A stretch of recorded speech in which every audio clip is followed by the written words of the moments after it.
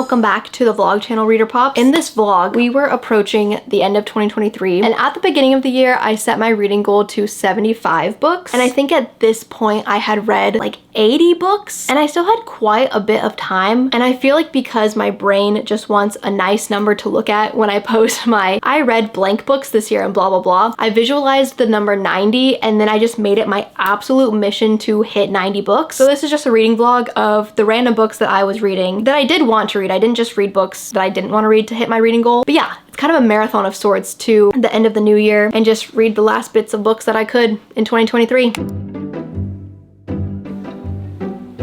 Good evening. I'm sitting down to complete 6 Scorched Roses by Carissa Broadbent. This is a little novella after The Serpent of Wings and Night, but we're following a completely different set of characters and a completely different storyline, but I think it's set in the same world, and I have no idea how it connects to the next book, nor do I even know if I want to read the next book, but I've just been wanting to read this because people like the novella more than they like the actual books, and it's only 188 pages, so I might as well read it. And I'm on page 100 right now, so I'm gonna sit here and finish it. But we're basically following this girl who lives in a world where people are dying of some sort of disease, and she wants to make the trek to this very dangerous vampire and ask him for his blood because she thinks that she can use his blood to create a medicine as a cure because she's a little scientist and her sister is sick. Yeah, that's what I'm reading, so. Okay, it's 10:30 p.m. I feel like I never film in my library when it's nighttime, but it's kind of a vibe. But I just finished 6 Scorched Roses. I read this first one back in May. This one went so viral on TikTok as like a fantasy romance book. And then this one got a lot of hype as well, and I never read it. And I feel like I've just been trying to figure out what to read ever since finishing the entire Throne of Glass series. I am still in like a fantasy romance mood, but it's also the end of the year and I don't want to start like 500-page books, so this one just was calling my name, you know, and I'm glad that I read it. I feel like it was exactly what I was looking for. I wasn't that invested, but I was invested enough to finish it, and some of the reveals were cool, and I do like her writing a good amount. There is spice in this book, which I kind of forget happens in fantasy romances sometimes, so I guess this is like an adult fantasy, but now I've read these two, and I had no plans of reading the second book to this one, but I could definitely see myself doing that next year. I'm not like excited to, but I really like how tall her books are, and I feel like I could get into like possibly her other series because I bought these 2 books just because I love holding them. Like I want just a shelf with these on there because they're like the height of a paperback, or they're the height of a hardback, but they're paperbacks, so they're just massive. Now we get to choose my next read, which is the most exciting part, but also stressful because I don't ever know what to choose because I'm like in between filming videos, so I don't have to choose anything. I just get to go off on my own and choose my own book, which kind of happens rarely now that I'm usually filming a themed video. Okay, now I'm organizing my shelf because it's bothering me. I organized my shelf that I did reading the lowest and highest rated book on my TBR shelf, and then I organized it by rating, and it was all different sizes, so I just redid that, but I still need to pick a book. So there's that. There's a lot of new books in here. I kind of want to read this.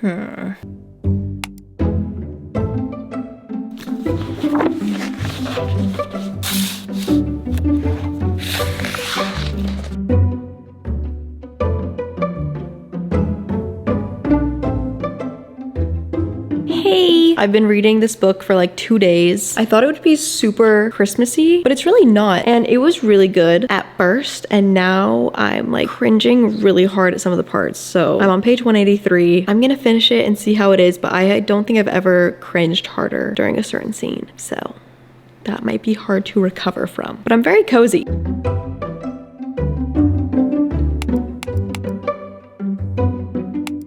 Hey yo, I am reading Scarlet Princess. I got Taylor playing my ears, can't hear you at all. Am I talking loud or quiet? I go sailing the hallway. I legit cannot hear myself. It's been a few days, and that's because I just filmed another video and then came back to this, but I was still reading this book every single night. I just wasn't reading very much of it, probably like 20 to 30 pages per night, and then falling asleep, which I feel like this book is perfect for because it's so chill. It's not like, I mean, it is high stakes because this princess is not in her clan and they're putting her up for trial because she stole some alcohol with her cousin. So it is high stakes, but it's also like pretty silly and lighthearted lighthearted at the same time. So it's great for like right before bed. I just want to read for the sake of reading to make me tired, but I like that it's a fantasy romance and I like that it's super easy to read. So I have about 50 pages left, and this will actually be my 85th book. Since I left to go film a different video, I read 3 books, and now we're gonna hit 85. So way closer to my goal of 90 books.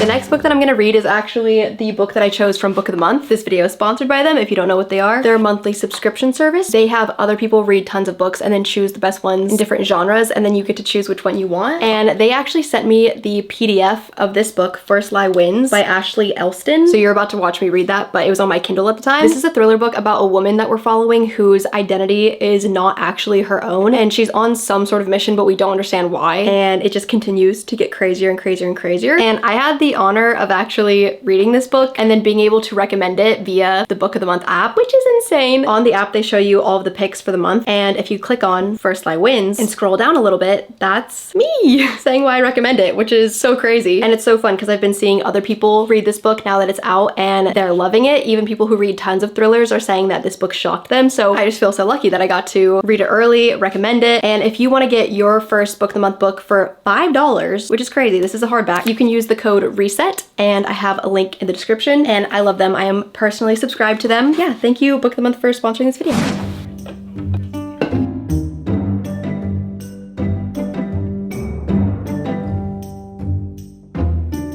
I was just rough cutting this video and I've read 4 books, not a single review for any of the books. Should we do that real quick? I think we should. First up, this ended up being, I think, the worst book that I read all year. It started off great, and then the characters, motivations, and actions throughout the book became so infuriating. If I may just tell you what it is, you can skip if you consider this a spoiler. I don't think it is one, and I think you should know about it if you want to pick up this book because it's literally the driving force of the entire book. But in the prologue, so we're talking first 2 pages, her and this man are reaching for the same book at a bookstore. They somehow start having a conversation, and she mentions her husband who was dead. What she meant was dead to her. He's not actually deceased. This man actually has a wife who passed away, and she finds that out and obviously feels horrible for what she said because it's not actually true, but she assumes this man is a stranger. I shouldn't have said that and I regret it, but I'm never gonna see him again. It's inconsequential. I might as well just let him believe that and we can move on with our separate lives. That man ends up being the male main character in this book, and instead of just being like, hey, oh my gosh, it's you from the bookstore, just to clear things up, here's what actually happened, here's the truth, I just was like in the moment and said that and I really shouldn't have, I'm so sorry, blah blah blah. No, she continues to lie for months on end until the lie becomes so enormous that it will make her seem like a pathological liar by the time that he finds out, and he's gonna be like, why did you keep lying to me about that? It's just unnecessary. And not only that, but she has this gelato recipe that she's not supposed to have because it's a secret family recipe, but they need the secret family recipe because they lost it. And instead of just telling them, hey, my mom had associations with your family and for whatever reason he shared it with my mom, so I now have the secret recipe, don't worry, I'm not gonna do anything with it, but since you guys are in need, let me just help you out. No, she decides to just come to the gelato shop every single day and fake her way into recreating the recipe, but doing it wrong on purpose until she gets more and more correct gelato recipe. Oh my gosh, just talking about it makes me so frustrated. I don't understand. And it honestly has high ratings on Goodreads, so I don't know. This book is like 1 star. I don't think I've ever rated a book 1 star, but it actually like makes my brain hurt to think that these could be the motivations for a book and then you could actually write it out. I don't really enjoy talking about books that I don't like because it makes me feel mean, and I love books. Like, I love words on paper, so for the most part I'm gonna have a good time.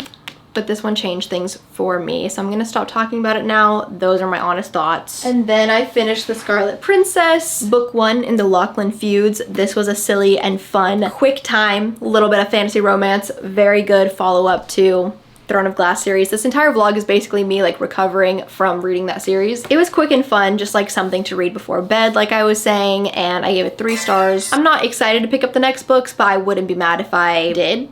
And then on my Kindle, I was reading an early copy of a book actually from Book of the Month. It was called First Lie Wins by Ashley Elston, I think is her name. That was a great thriller book, and you'll see my review of that book a little bit more somewhere else. And then I just finished the audiobook of Finding Me by Viola Davis. This is her memoir. This was a 5-star banger. I mean, this book had me like crying in the middle of chapter 1. It was crazy.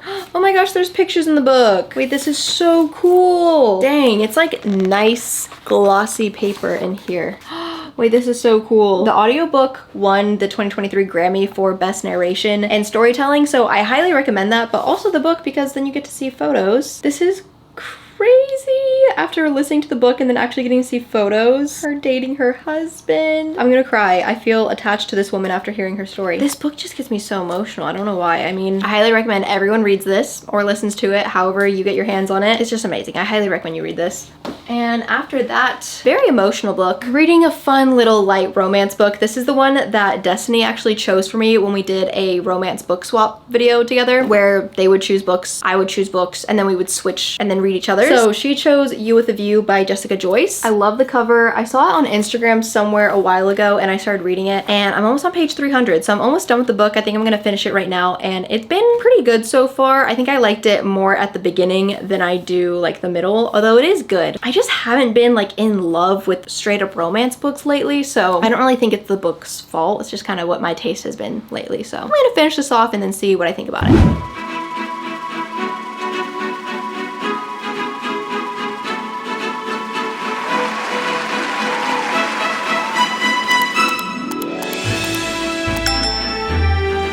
Hey guys! I just survived a stomach bug, so I feel like I still look so pale.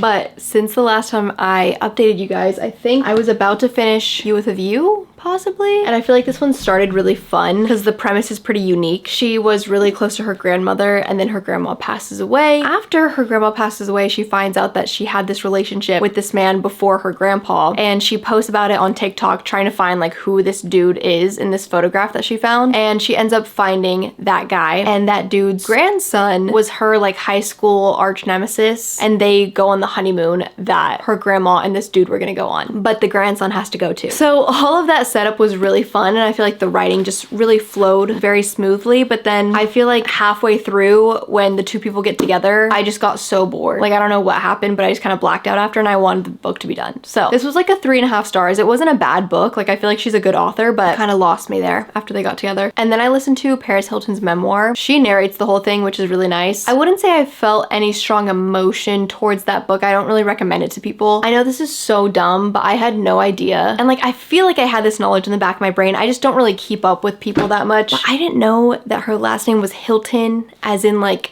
the Hilton hotels, and she was born into American Dynasty pretty much. I didn't understand that. I've seen her from, I don't even know how I've seen her. I feel like I've heard about her through like Tana Mojo mostly. So I just didn't really know much about her. So at least I kind of understand who she is now better, I guess. But that was okay. I thought that was my 90th book of the year. Today, I just found out, this is after I filmed my entire yearly wrap up, I fully did not document that I read Divine Rivals by Rebecca Ross. This is one of the most viral books of this year, I feel like, and I loved it. I gave it like 4.5 stars, so I don't know how I forgot about this. So when I thought I was reading my 90th book, it was actually my 91st book, because I'd already read 90. And I just got the sequel to this book in the mail today, so I really remembered, oh yeah, I read this book and I just did not put it in my video. Crazy. I also just randomly picked this one up off of my shelf. I bought this quite a while ago, but this is How the King of Elfhame Learned to Hate Stories by Holly Black, and it's really short, and it's kind of like a prologue into Prince Cardan's life from the Cruel Prince trilogy, but it has so many beautiful illustrations in it, which I was obsessed with. That was like honestly great, and the few little stories we get, it really took like no brain power to read, but it really just made me remember how much I love the world of Elfhame, and it made me want to reread the Cruel Prince trilogy and want to continue trying to find books that are similar to those, because I feel like I've just never found books that are similar to that series in any way, shape, or form, and I'm obsessed and I need to find that. So that was my 92nd book. And then I decided to start the Crescent City series by Sarah J Maas. This is her 3rd book series, and I've read the first 2, the Throne of Glass series and ACOTAR series, and the 3rd book in the series comes out January 29th. So I want to read the 1st book and the 2nd book, which are both 800 pages each, get that finished before the 3rd one comes out, because I just know like all over my Instagram, TikTok, and YouTube, people are gonna be reading that book, and I'm gonna feel very left out if I don't get through these. So I'm exactly 400 pages through this one, and it feels so exciting to finally be reading this series because I've always wanted to, but I always get scared off from doing it because people say that the world building is just a lot for your brain to take in, and she just like dumps everything in the first few chapters and it's super confusing and you won't understand what's going on. I already watched full plot explanations from Carrie Can Read for the first and second book, so it is spoiled in my mind like somewhere in there, but like not really, because when you don't read the book characters' names for yourself, like I don't have any recollection of what happens in the book really. But I feel like because of that, I just went in knowing that I wasn't gonna understand, so I didn't feel overwhelmed, and it feels good now. Like I feel like I understand what's going on and it's really fun. It's definitely like slow paced, but I kind of like the little slice of life. They're in the modern world in this series, which is very strange but really fun. So I'm reading that on my Kindle and physically. It's now the 28th, so I'll probably finish this book before the end of the year, which will make it my 93rd book, which is not a very satisfying number, but that's okay.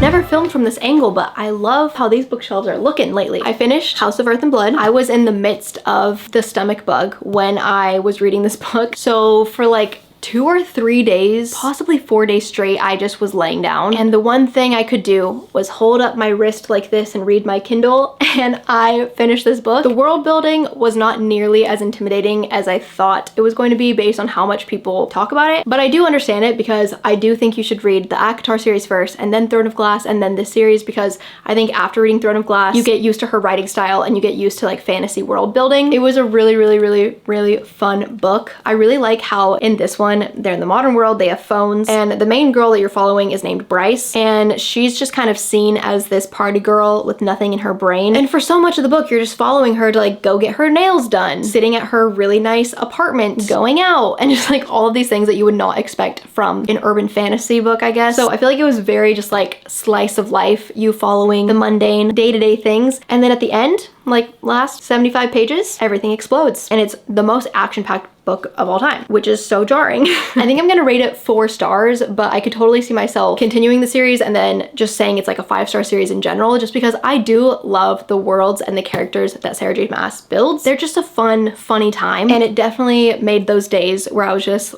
lying down go by a lot faster and a lot more fun. So 4 stars. I'm starting the next book in the series immediately because now it's January and the 3rd book comes out at the end of this month. My total books read for the year ended up being 93. That super exceeded what I was expecting, so I'm happy with that. And then I started the 2nd book in the Crescent City series. I still have 500 pages of it and the end is nowhere in sight. So thanks for watching this vlog, and I will see you guys somewhere else on the internet. Bye!